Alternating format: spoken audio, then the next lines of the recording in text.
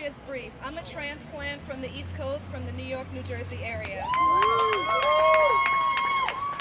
So it's great that we're all out here today united, and it's great to see other than brown faces, white faces, every race represented here. What I challenge you to do is to be doing the right thing in the presence of all of these people around you.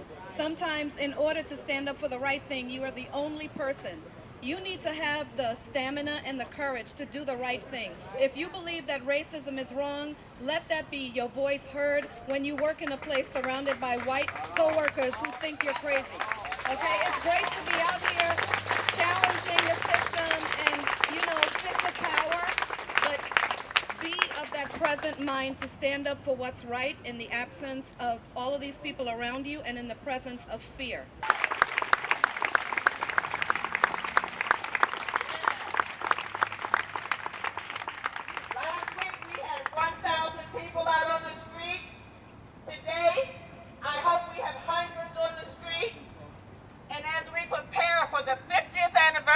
Of the March on Washington, we plan to have 10,000 people on the streets of Portland.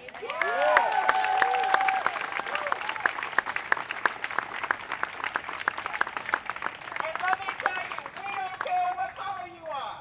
If you're black, if you're white, if you're Latino, if you stand for justice, you stand with us.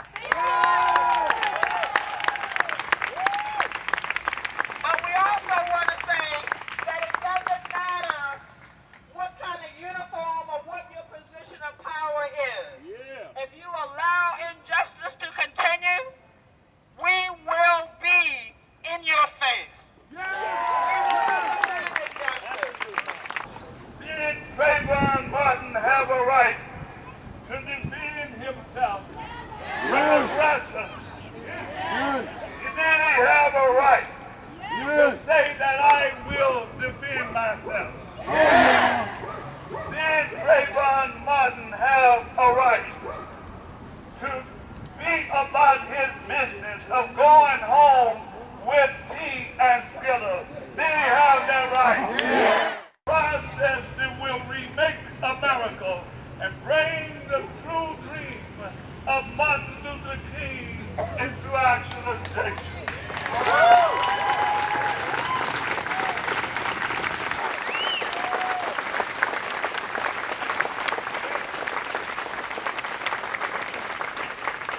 I usually don't have a problem talking in front of a bunch of people, but thank you for coming out.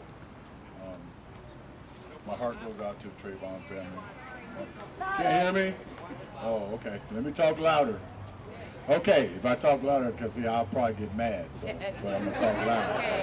I try to stay calm, because surrounding us is the so-called justice system, all around us.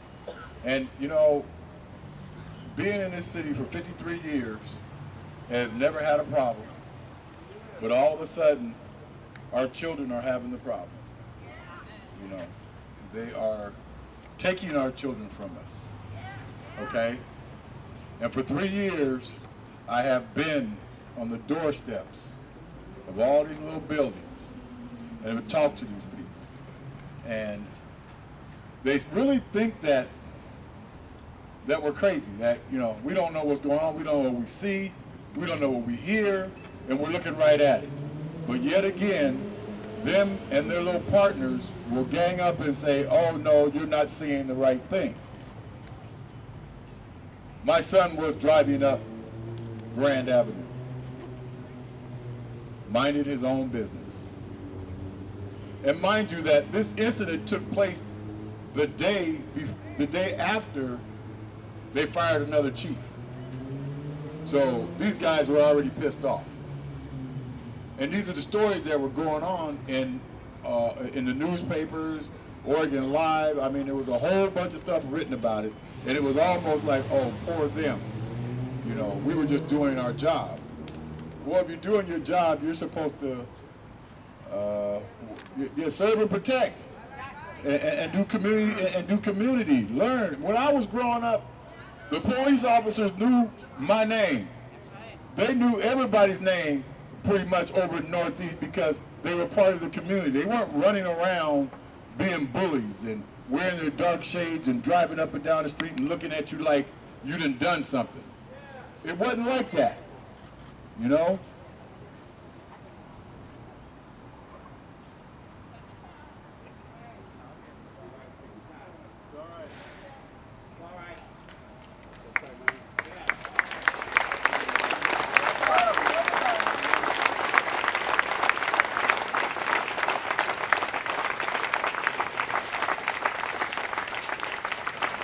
You know, God blessed me with 5 children. They're all adults, and they're good adults. And I always told my kids, be aware of your surroundings. Be aware, just be a good citizen. Just do right, go to school, get a job. You know, pay your taxes.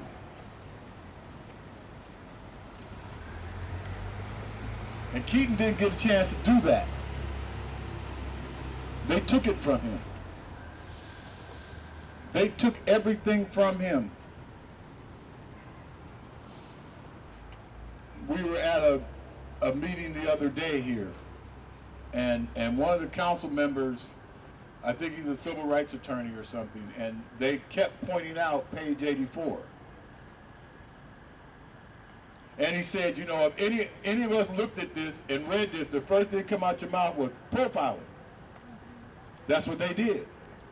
But yet again, they sit there, the other people sit there at the table, and the chief and them just look like with some corny words that meant nothing. They avoided. In my possession, and I've had it in my possession for 3 years, exactly what they did, how they did it, who was talking, and who was saying what. They took first-hand witnesses that were right there talking to my son when he yelled out, "Ma'am, don't leave me, they're gonna kill me." This is what she said. And when that woman went to grand jury, they said, you know, ma'am, we checked your record. And you did some stuff way back in the day. So if you lied then, you're lying now. The woman that took the video of the whole incident, her and her boyfriend took the video. They harassed her so hard for that video. So hard. And that video will never leave my mind. Never. Because I hear my son yelling. I hear my son. I hear him say, "I have my hands up." And I hear the officer say, "Let's do it." And I hear a barrage of bullets going into my child's body. And you're going to tell me that he shot you. How do you shoot somebody when they got their hands up? Oh, it goes even further than that. I had to go see my son. And when I saw him, I knew what they did. I knew he was telling the truth. And they were lying. You know, I'm not scared of none of them. And they know it. I'm an angry black man. But you know what? I'm going to do it the right way. As Doctor says, it is not a sprint. It is a marathon. And I ain't going nowhere. Thank you guys for coming out. White heteronormativity, and you will be tolerated. You will be allowed to participate in mainstream society, and you will be safe. And we believed it, if only because we want to so badly. Even though we watch the contrary happen on a daily basis, a black Harvard professor can't get accidentally locked out of his own home without police scrutiny. Our president can't even bring up the topic of race in the shadows of Birmingham, Alabama, without being accused of race baiting. Let's be honest, even in our little Portland bubble, we don't really care about our black children unless we can use them to unless we can use them as poster children for fluoride.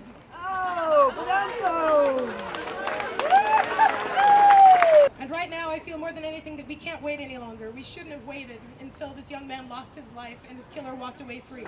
Amen! Someone questions your abilities or your ethnicity, and someone decides not to validate who you are by questioning you. We cannot wait any longer, and we have to be responsible for interrupting each other's oppression, for taking responsibility for each other's safety and for each other's well-being. We cannot wait any longer, and we must step forward together. And on this civil rights tour, we played a lot of card games. And anybody who plays a lot of card games knows the importance of trump cards when it comes to card games. And in trump cards, that's the card that beats all cards just because you say it does. Right.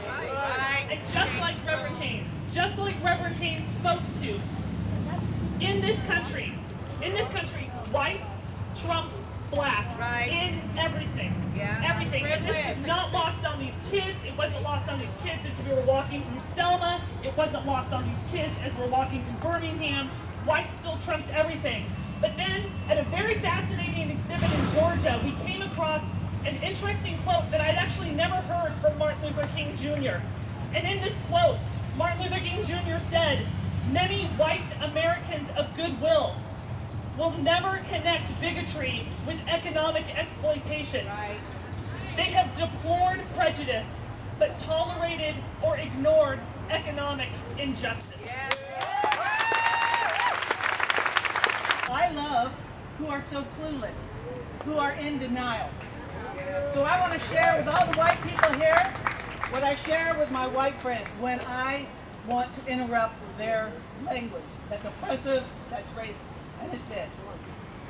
Imagine yourself on the beach. You're walking down the beach, having a wonderful time, and you think maybe it's time to turn around and go back. But when you turn your back and face the wind, you realize that your walk all this time has been buffeted, has been pushed forward by a tailwind. But when you turn around and you face the wind, you get to see just how strong it is. Well, that's white privilege in this country. We have the wind at our backs. We don't know it's there, but it makes all the difference. Justice! Now! Justice! Now! Justice! Now! Justice! Now! Justice! Now! Justice! Now! Justice! Now! Justice! Now! Justice! Now! Justice! Now! Justice!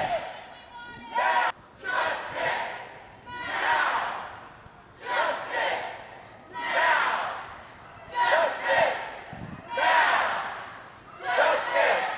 Now! Justice! Now! No justice! No peace! No vigilante police! No justice! No peace! No vigilante police! Police! No justice! No peace! No vigilante police! No justice! No peace! No vigilante police! No vigilante police!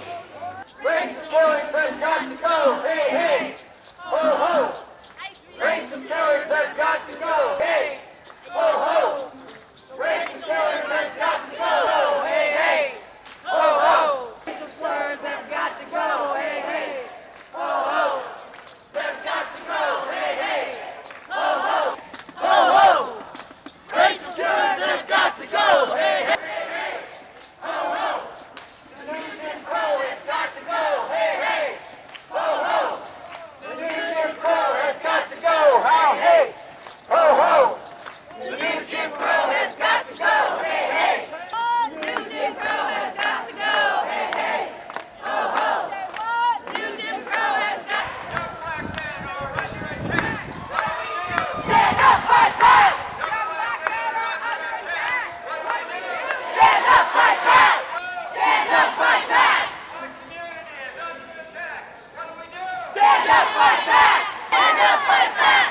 Our community is under attack! Fight back! Our community is under young black men are under attack! What do we do? Stand up, fight back! What do we want? Justice!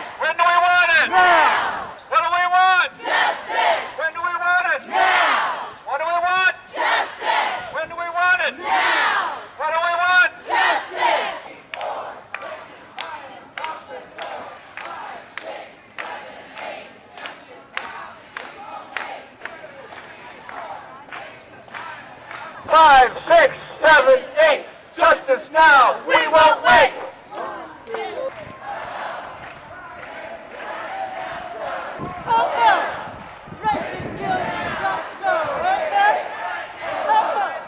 Race killed has got to go. Hey, hey. Ho, ho. Race killed has got to go. Hey, hey. Ho, ho. Race killing has got to go. Hey, hey. Ho, ho. The street of justice, no peace. People power is in the street of justice, no peace. People power is in the street.